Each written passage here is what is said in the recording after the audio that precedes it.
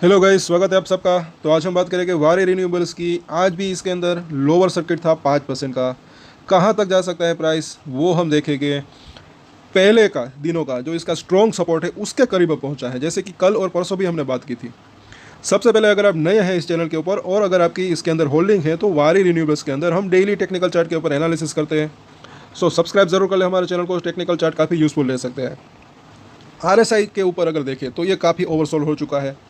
Bounce back की देने की संभावना रह सकती है। अगर बाउंस बैक आता भी है तो कहाँ तक जा सकता है वो भी हम देखेंगे।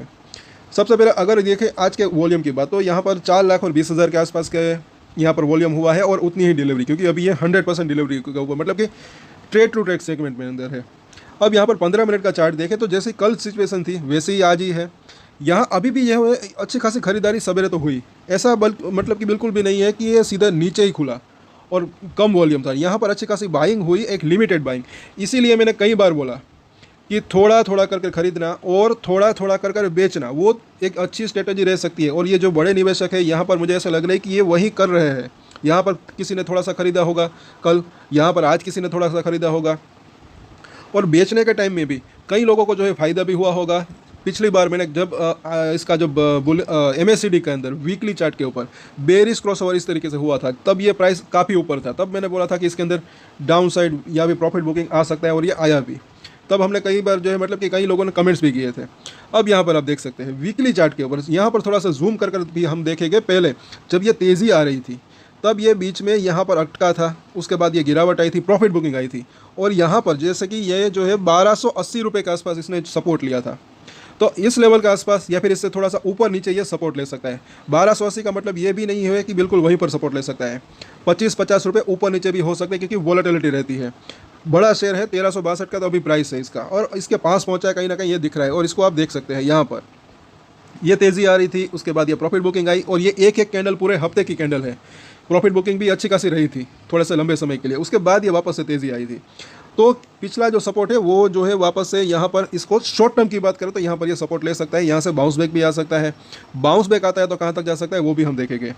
इससे पहले हम यहाँ पर देखें तो वीकली चार्ट के ऊपर बुलिंजर बैंड ये इंडिकेटर लगाया, ये भी काफ़ी यूज़फुल इंडिकेटर रह सकता है।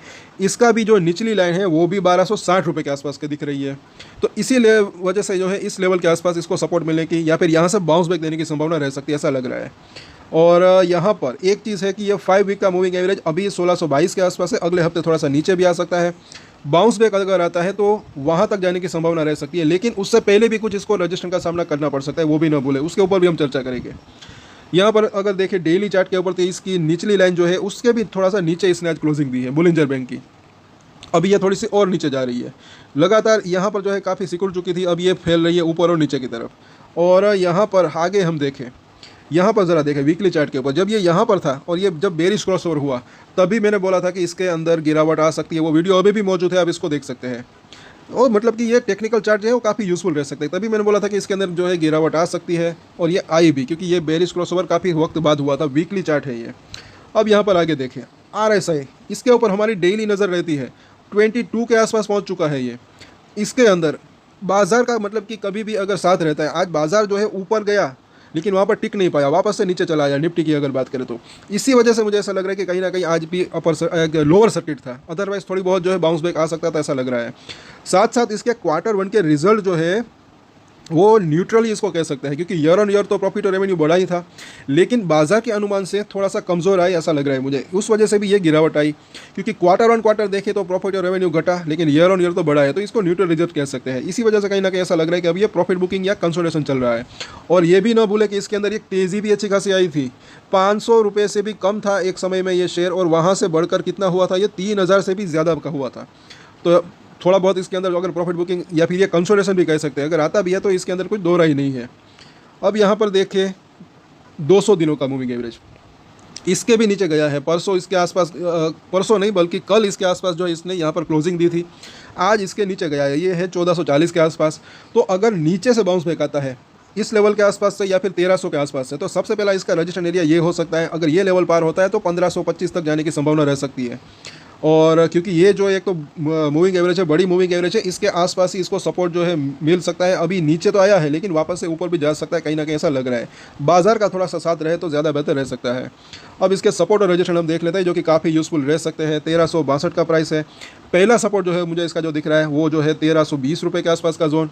उसके बाद जो है तकरीबन 1280 का, और उसके नीचे जो है अभी शॉर्ट टर्म की बात करें तो 1250 से लेकर 1240 का जोन। तो ये अभी इसके शॉर्ट टर्म के सपोर्ट दिख रहे हैं, यहाँ पर ये सपोर्ट ले सकता है ऐसा लग रहा है।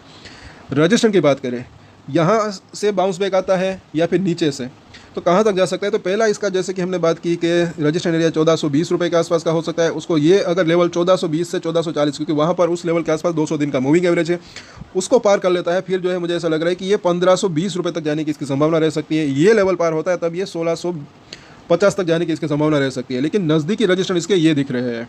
साथ साथ ये 5 और 9 डेज़ का मूविंग एवरेज, इसके अंदर हालांकि डेली चेंजेस होते रहते हैं।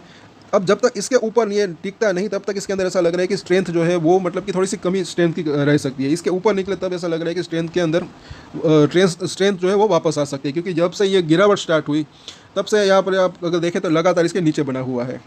सो कल हम वापस से चर्चा करेंगे, और कहीं ना कहीं मुझे ऐसा लग रहा है कि अब जल्द ही बाउंस बैक की संभावना रह सकती है। हमने सपोर्ट की बात की, वो भी हमने देखा, और जो पिछला सपोर्ट है जो कि स्ट्रॉन्ग सपोर्ट था, एक मतलब कि उसको आप स्ट्रॉन्ग सपोर्ट कह सकते हैं, क्योंकि पिछली बार भी वहाँ पर सपोर्ट लेकर जब ये इस तरीके से तेज़ी आ रही थी, फिर उस लेवल 1280 के आसपास सपोर्ट लेकर फिर एक अच्छी खासी तेज़ी आई थी।